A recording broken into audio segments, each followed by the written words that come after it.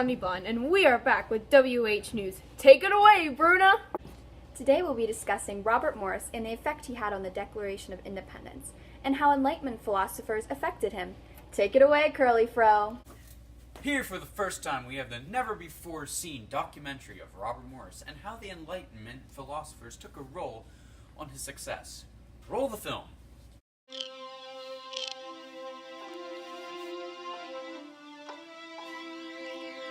Robert Morris, a founding father and one of the first American financiers. He was strongly involved with politics and had many different beliefs for all aspects of the world. His success in politics didn't just appear, though. He was influenced by many intelligent men. These men credited for having a strong effect on the Declaration of Independence and the Founding Fathers in general. These men are the philosophers.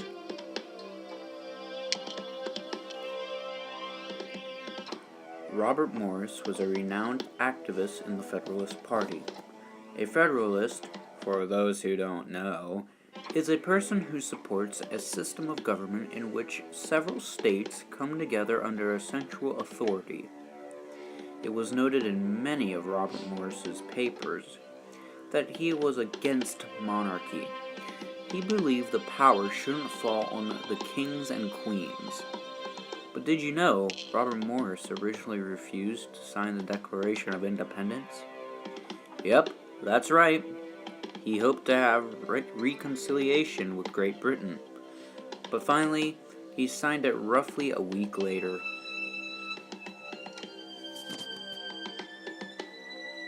Let's take a look at the first philosopher who affected good old Robert Morris.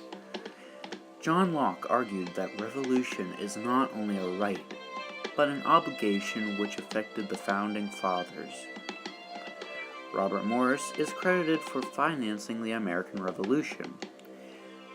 The beliefs between Robert Morris and John Locke on the Revolution was parallel. Robert Morris also agreed with John Locke's idea of tyranny and public good. Representation is a safeguard against tyranny. Let's take a deeper look into John Locke. John Locke is one of the main Enlightenment philosophers of that time. His idea that people have a right to life and liberty affected the Declaration of Independence greatly. Robert Morris also believed that people have a right to liberty. Morris strongly opposed slavery. Morris was often noted for taking core ideas and advancing them. For example, he believed, like John Locke, that legitimate government derives its authority from the consent of the governed.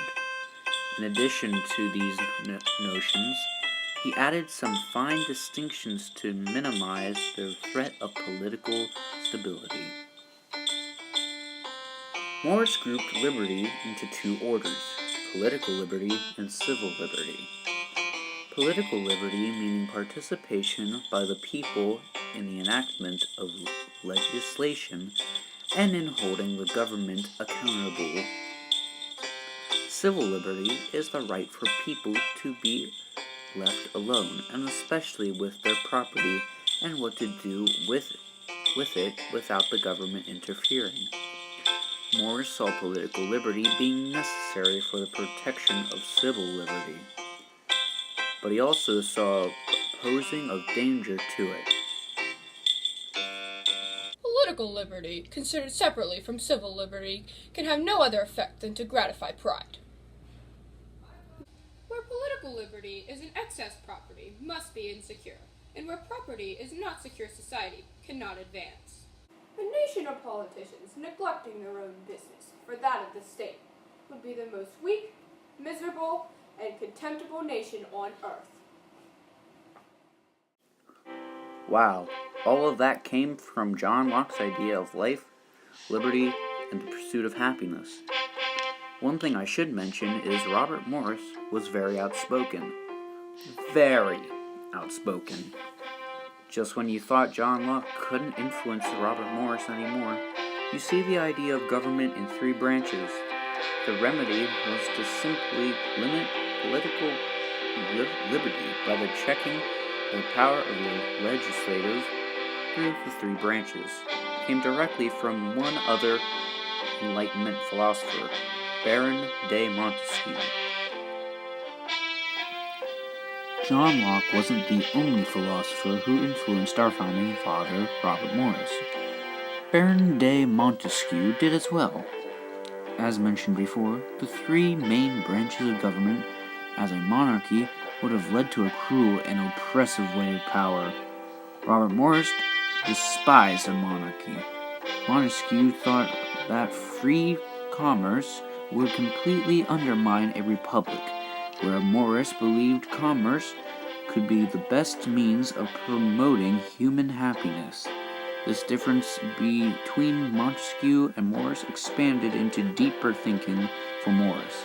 He later accepted the belief that men are driven by their passions. Philosopher Jean-Jacques Rousseau was also an influence on Morris's beliefs on the government. Morris is known stating, A firm-wise, manly system of federal government. this form of government was what Morris wanted to aim for. He believed that the government should protect freedom and considered federalism the best form of government.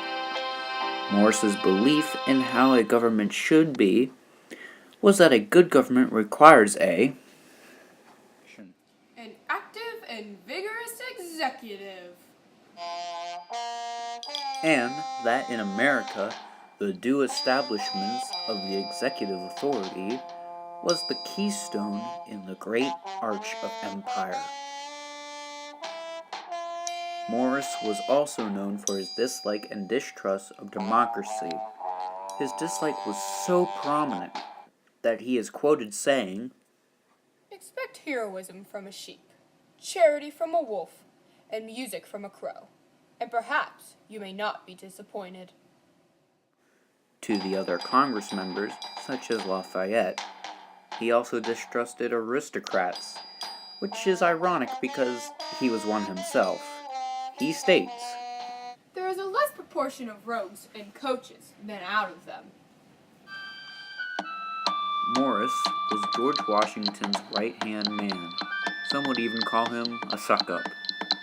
But in their correspondence, they spoke about the Revolution. Morris was noted for being a vital role in the Revolution. He was known for financing it.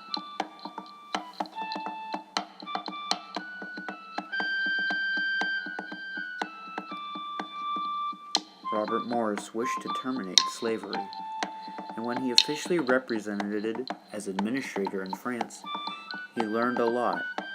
He saw that these people were virtuous, but came from shady past. But he said, it is, however, such crumbling matter, that the great edifice of freedom is to be erected here.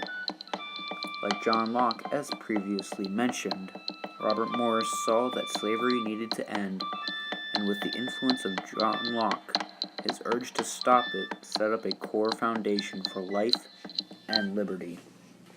Mr. Washington, a letter from Mr. Robert Morris. Thank you.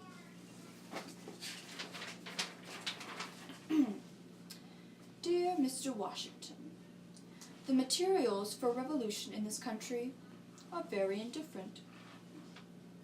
Everyone agrees that there is an utter prostration of morals, but this general position can never convey to American mind in the degree of depravity. There were eminently virtuous people among the French, but they stand forward from a background deeply and darkly shaded. It is, however, from such crumbling matter that the great edifice of freedom is to be erected here. Badly, I fear, that is to say, slavery. Sincerely, Robert Morris. Although his whole body of political thought was fundamentally unsound, and he was extremely blunt when it came to speaking to other people, Robert Morris was indeed a very smart man. His belief that a system of government must be in accordance with the character and circumstances of its people. Thanks to Locke and Montesquieu and Rousseau, his beliefs could be put into motion with their legacy affecting us still today. Robert Morris, ladies and gentlemen.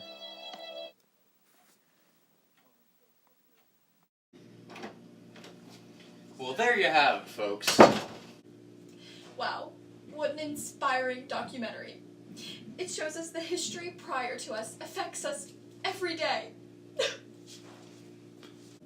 But I personally thought he was a bit of a high-class snob.